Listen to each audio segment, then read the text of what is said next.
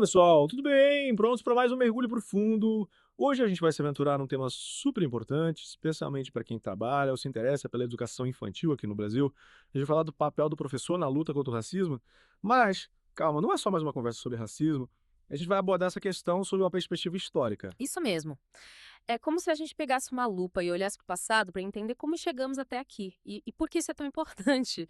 Porque para combater o racismo na educação infantil, a gente precisa entender como ele se enraizou na nossa sociedade ao longo do tempo, né? Exatamente. A gente não pode simplesmente ignorar a história, né? E Hum. para te ajudar a mergulhar nesse tema, separamos um material incrível.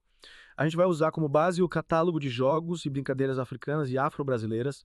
É um material super rico e prático, cheio de atividades que você pode usar na sua sala de aula. E não para por aí. A gente também vai se aprofundar nas ideias da Barbara Carini, do livro Como Ser um Educador Antirracista. É um livro que nos provoca a repensar as nossas práticas e a construir uma educação mais justa e igualitária. E para completar nosso arsenal, a gente vai ter o Demeval Saviani, que é um dos grandes pensadores da educação brasileira. A gente vai usar os textos dele para entender as diferentes formas de pensar a educação ao longo da história, desde o período colonial até os dias de hoje. Que a gente também vai se basear em um documento chamado Abordagem Conceitual para entender a fundo os conceitos de raça e etnia. E, claro, não podemos esquecer das orientações curriculares. Expectativas de aprendizagem para a educação étnico-racial da Secretaria Municipal de Educação de São Paulo, que trazem um monte de dicas e estratégias práticas para você aplicar na sua escola. Ufa, é bastante coisa, né? Mas calma que a gente vai destrinchar tudo isso com você, passo a passo. O nosso objetivo hoje é te ajudar a entender o que é essa tal de perspectiva histórico-crítica na educação e como ela se conecta com seu papel como professor na luta contra o racismo. E o mais legal é que a gente vai além da teoria. A gente vai te dar exemplos práticos de como você pode colocar tudo isso em prática na sua sala de aula, com atividades, brincadeiras e projetos. Afinal, a gente quer te dar ferramentas para você ser um agente de transformação na vida das suas crianças. Então, vamos começar nossa jornada pelo mundo da perspectiva histórico-crítica. O que esse termo significa, afinal? A perspectiva histórico-crítica é uma forma de olhar para a educação que leva em consideração o contexto histórico e social em que ela está inserida. Ou seja, a gente não pode pensar a educação como algo isolado que existe no vácuo. A educação é sempre um reflexo da sociedade em que ela está inserida. Então, para entender a educação, a gente precisa entender a história, né? Exatamente. É. E os textos do Saviani são ótimos para nos ajudar nesse processo. Ele mostra como as diferentes formas de pensar a educação ao longo da história estão ligadas às transformações sociais e políticas que o Brasil passou. Então, a gente pode dizer que a educação não é neutra. De jeito nenhum. A educação sempre reflete os valores, as crenças e os interesses da sociedade. E quando a gente olha para a história da educação no Brasil, a gente percebe como ela foi usada para manter desigualdades sociais e raciais. É verdade. A gente pode ver isso, por exemplo, na educação oferecida aos escravizados durante o período colonial. Era uma educação que visava a domesticar e a controlar, e não a libertar e emancipar. Exatamente. E a gente também pode ver isso na forma como a história e a cultura africana e afro-brasileira foram sistematicamente excluídas dos currículos escolares durante muito tempo. É como se a gente estivesse negando a identidade e a história de uma parte importante da população brasileira. E o Saviani também fala sobre a teoria do capital humano, né? O que ele quer dizer com isso. A teoria do capital humano é uma forma de pensar a educação que a vê como um investimento.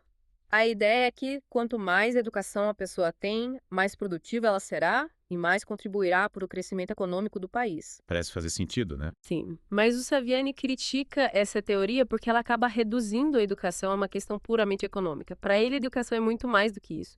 A educação tem um papel fundamental na formação crítica e na transformação social. A gente precisa ter cuidado para não cair na armadilha de ver a educação apenas como um meio para alcançar o sucesso individual, né? A educação tem um papel social muito maior do que isso. Com certeza.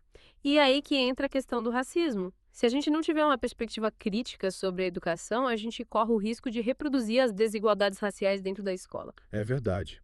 E a gente precisa lembrar que o racismo não é um problema individual, mas sim um problema estrutural, que está presente em todas as instituições da nossa sociedade, inclusive na educação. É, exatamente. E para entender como o racismo se estrutura na nossa sociedade, a gente precisa entender os conceitos de raça e etnia. Muita gente acha que raça é algo biológico, mas isso não é verdade.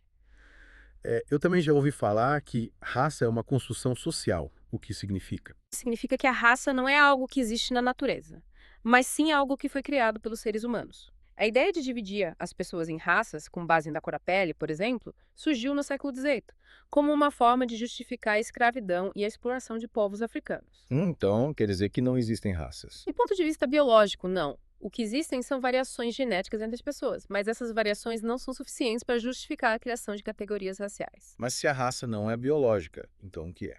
A raça é uma categoria social que foi criada para classificar as pessoas e para hierarquizá-las. A partir dessa classificação foram criados estereótipos e preconceitos que até hoje influenciam a forma como as pessoas se relacionam e como a sociedade se organiza. Entendi. Então, a raça é uma invenção que tem consequências reais na vida das pessoas. Exatamente. E é por isso que é tão importante a gente desconstruir essa ideia de raça como algo natural e imutável. E a educação tem um papel fundamental nesse processo. É verdade. A escola precisa ser um espaço de combate ao racismo e de valorização da diversidade. E para isso, a gente precisa ter professores bem preparados para lidar com essa questão. E como a gente pode preparar os professores para essa tarefa? A formação continuada é fundamental. Os professores precisam ter acesso a informações e ferramentas para trabalhar a questão racial em sala de aula de forma crítica e reflexiva. E a gente também precisa ter materiais didáticos adequados, né? Livros, jogos, brinquedos que representem a diversidade da sociedade brasileira. Com certeza. E a gente precisa ter cuidado para não cair na armadilha do folclorismo, né? Não basta colocar uma fantasia de baiana numa criança e achar que a gente está valorizando a cultura afro-brasileira. A gente precisa ir além da superficialidade e trabalhar a história e a cultura africana de forma profunda e crítica. É verdade. E a gente precisa envolver as famílias nesse processo, né? A educação antirracista precisa ser um trabalho conjunto da escola, da família e da comunidade. Exatamente. A gente precisa criar uma rede de apoio para que as crianças possam se desenvolver em um ambiente livre de preconceitos e de discriminação. E como a gente pode fazer isso na prática? Quais estratégias a gente pode usar na educação infantil para combater o racismo? Uma das estratégias mais importantes é a valorização da identidade das crianças.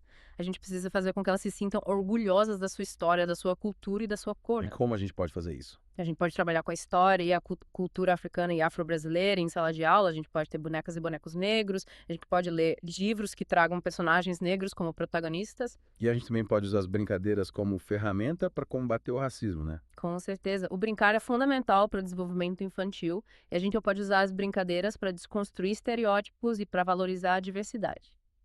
O catálogo de jogos e brincadeiras africanas e afro-brasileiras é uma ótima fonte de inspiração para isso, né? Sim. Ele traz um monte de brincadeiras que as crianças vão adorar e que vão ajudá-las a aprender sobre a cultura africana de forma lúdica e divertida. E a gente também pode usar a música, a dança e as outras formas de arte para trabalhar a questão racial, né? Sem dúvida.